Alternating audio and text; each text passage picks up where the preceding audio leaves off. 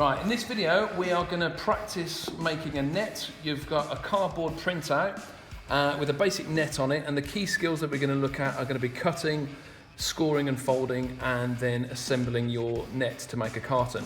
So you've got a cardboard printout. You've got three basic operations that you need to follow, which is cutting with scissors, folding, which we're going to use a scoring jig, a creasing jig, and also gluing. So cutting is the solid lines, folding is the dash lines, and the hatched areas are going to be for glue, or in our case we're going to use double-sided tape. So grab your scissors, follow the instructions by just cutting along the solid line.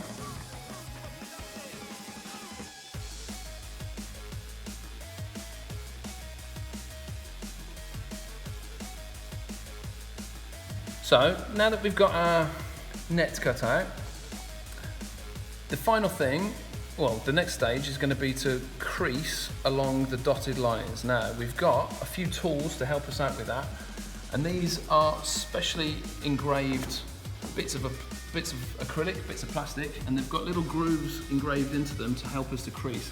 If these were going to be manufactured in a factory, they'd have a similar sort of tool where they would press the card into a groove, and that would help to create the folds automatically. We're going to do it by hand. So it doesn't matter which one of these types of templates that you've got for creasing, they've all basically got the same. This one's got lots of dents in it.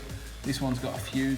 Usually the ones with the thick grooves on are the ones indicated with blue, but sometimes it'll have shallower ones just to sort of show where it is. I'm going to use one of these ones because this is nice and simple. Now what you do, you use your creasing jig and a paper clip.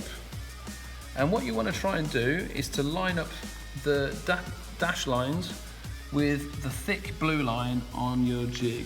All right, so you can hold it in place like that. And then you want to get your paper clip and get that so it sits in the groove. So you've got to hold the card quite firmly, slide the paper clip into the groove, and then press really firm and run it along like that.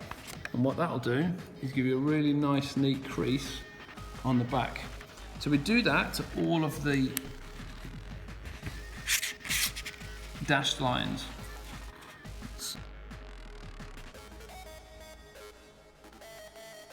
And what you should see is on the back, we've got really nicely embossed grooves into the back there. It depends which sides you want to have exposed. You probably want to have the white side facing outwards because that's the bit you might want to put your graphic design onto. So to start with, we're going to do the big side edge here. But like I said, remember we're going to put the tape, the glue on the white side.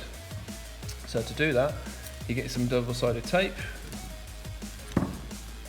Cut it to the length, and we're going to put it up to this edge here so that it's actually overlapping a little bit longer than it needs to be, which is fine because we can fold it back over onto itself or cut it off with scissors. But if you cut it off with scissors, because it's so sticky, it tends to stick to the scissors and it is a bit difficult. But if you fold it back on itself, then it works quite well. Okay, so we've got the tape on there. Now what we do is flip it over and fold in the side with the tape, and then fold over the other side so that it meets it, and that should come together to give us our basic carton. And then after that, it's a case of putting the tabs in. They may stick on their own, or they may need a bit of double-sided tape on them as well. But generally they will pop in there and in there. I think the friction is good enough for mine to hold in there without needing any tape. So check it, see how you get on. If it needs double-sided tape, you can put some tape on there. If not, that is your practice carton. Really easy, really simple, but what you're learning in it is basically how to cut along the solid lines, and then how to use a creasing jig with your paper clip to put those really nice, neat creases into the cardboard.